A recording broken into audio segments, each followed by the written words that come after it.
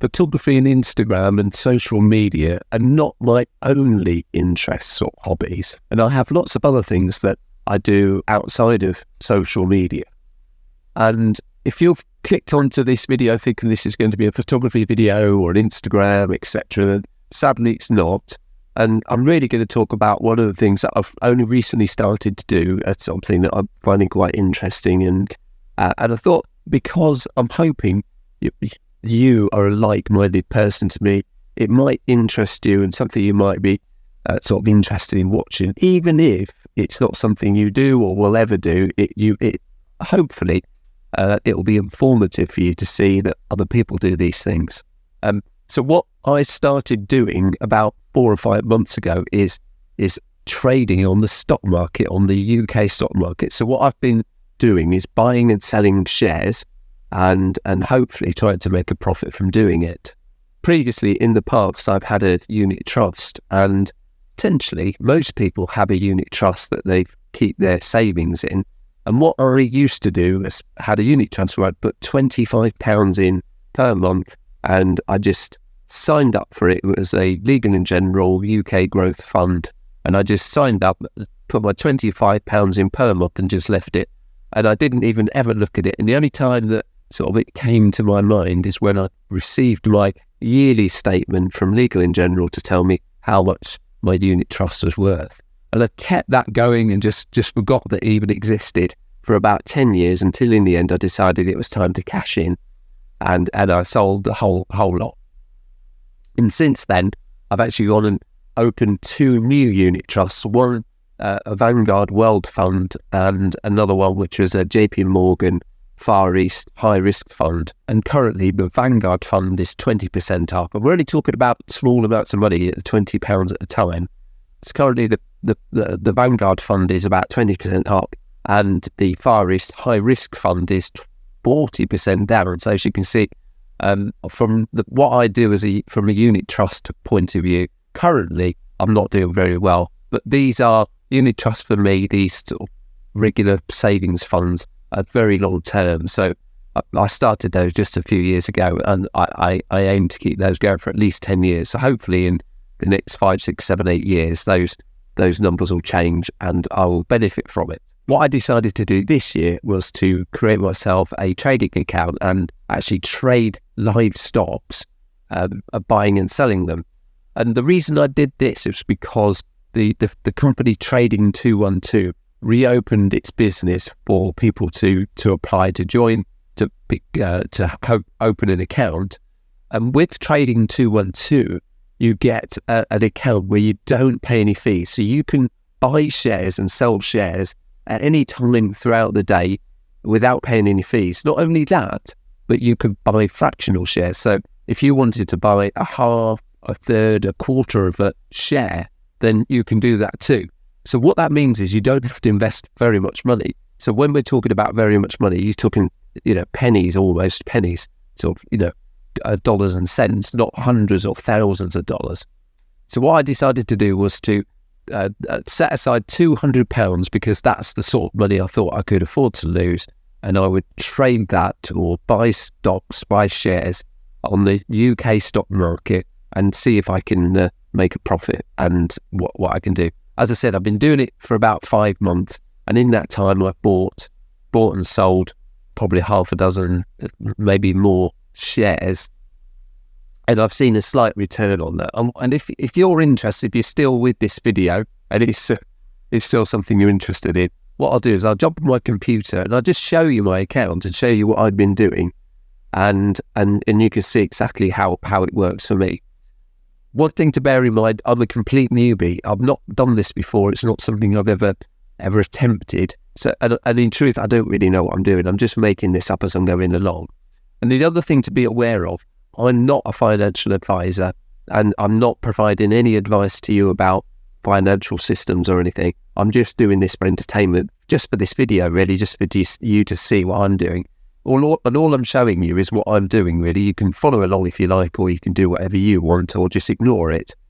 But if you do decide that you are going to get into do the similar thing that I do, you've got to be aware that by buying and selling shares do go up in value, but equally they do go down, and you would be at risk of losing any of your money if you tried this. So far, I think I've been successful, and I'll jump on my computer and show you exactly what I mean. This is my account on Trading212.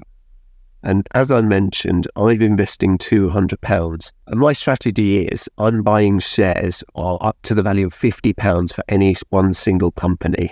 And when those shares go up in value, or I gain £2 on those shares, then I'm selling them. So that's when I get to 4%, I sell that share and then look to buy another one. And so far, that's been successful. My account currently is set at positive £229. So from my initial investment of £200, I've gained 29. So currently, this is what my portfolio looks like. I've got £54 worth of shares in Imperial Brands. I've got £49 worth of shares in NatWest Bank. I've got £11.68 worth of shares in PayPal. I've got £51.74 worth of shares in Taylor Wimpey, and I've got £37.05 worth of shares in Vodafone. Now, as I said, I'm only investing up to £50 for each of these shares. When those shares hit positive £2, then I sell them. The only fees that I have to pay when I'm buying these shares is stamp duty. So the UK government puts stamp duty, which is tax, for each set of shares I buy. I think it's running around 1%. So it turns out that I'm sort of spending about 25 pence for each time I make a purchase. So what that is effectively, it's about 1% of the total share price. So what I need before I even make a profit is the shares to go up in value by 1%. And anything beyond that is bonus money for me. So it's important to point out that if you're doing this share dealing, you only gain or lose money is when you buy and sell the shares. So the fact is, currently, I'm sitting at a negative in Imperial Brands, negative in NatWest, negative in PayPal, but I only see that negativeness, I only see that loss if I sell. So it's not negative or it's not positive until either buy or sell.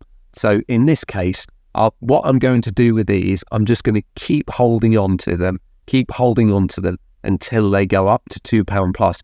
So effectively, I haven't got enough funds to buy another set of £50 worth of shares. So I'm just going to sit and hold this account and keep watching it until those shares hit £2 plus, and then I sell, and then I look to find another share to buy. I'll just explain how I come to decide on buying the shares that I have done. And as I mentioned, I'm a complete newbie. I don't know what I'm doing. I don't really know technically what makes a good company, how you buy shares, or how you decide which shares you buy. And in truth, I've just really gone on gut feeling and sort of what I know and what I read in the press. So what I'm going to do, I'll have a look at one share that I bought and just explain to you my rationale in buying it and just look at the share price. So I'm going to have a look at NatWest now. And as you can see, today NatWest is up, as with the whole of the FTSE 100 index, it's on and up. So what I decided to do, if I have a look at the advanced chart and I look at the week advanced chart, what I decided to do was to around about July. What happened with NatWest Bank is that they had a bit of a drama in the news where they were sort of not taking on new accounts for people that they disagree with their views, and that caused a major disturbance, and some directors in the bank resigned. And when they did that, the confidence in the bank went to an all-time low, and people sold off shares. And I saw that as an opportunity to buy. So when that hit as low as I thought it could go, obviously I'd never know, do you? Don't know. I actually bought my £50 worth of shares. Unfortunately for me, it wasn't the lowest that those shares were going to go to, and they've dropped a bit more.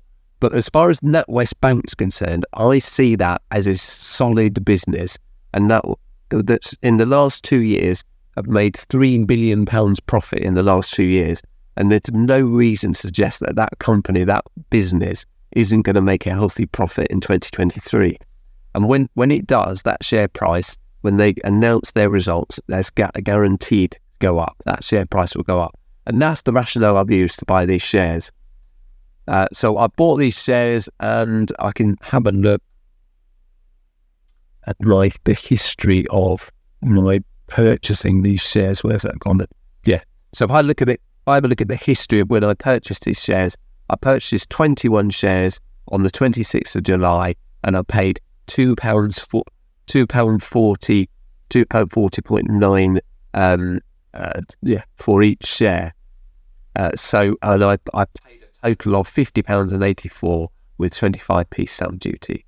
So the key number was 240.9. So we go on here and we see what the current price is. It's 236.5. So for me to make any sort of profit, I need to jump by nearly about 3%, and that will take me back into the green. So that's what I'm after. So actually, ideally, I want that to go up to about 5 or 6%, and then that's probably the time to sell. In a nutshell, that's it. That's what I've been doing. I don't spend a lot of time on this. I just do it on a sort of once or twice a day. I just check it, and I can see at the moment it's very much a bear market where the stocks are on a downward trend. So the way to earn money with trading is to pick those stocks that are going to buck that trend and rising. And that's what every trader is trying to do, to find those winners, to find those little golden nuggets. And that's really difficult. And I'm only picking FTSE 100 companies, which are solid business that you would thought, and they'd like to go up. So that's just a quick glimpse into the sort of trading stuff that I do. As I said, it's completely free. I don't pay charges to trade shares, which is fantastic. And back in the old days, there used to be a £10-20 fee for every trade you made. The fact that you can do this all electronic yourself online is just a massive bonus. And I think there's lots of people that do this, and it's not just me, and it's not just a random passing interest. If you like this sort of content, I know it's not photography, give me a like or leave a comment in the box below. And if enough of you do, then I'll obviously make another one or follow-up video. If you think it's not right for my channel and I really should be putting these videos on a completely separate YouTube channel, I think that's something I've been considering, whether to start a new YouTube channel just for this financial stuff. I don't know really. I think it might be a bit too much for me, but let me know what you think. Let me know in the comments if you've got any views on it. And if it's not right, then tell me, because I'm happy to receive that feedback. Thanks for watching anyway. Thanks for getting this far. Obviously, by all means, like the video. And if you haven't subscribed to my channel, that would be nice if you would. It's completely free. Like Trading212, it's completely free. And you just have to click a button. Once again, thank you very much indeed for watching. And I'll see you in the next one. Cheerio.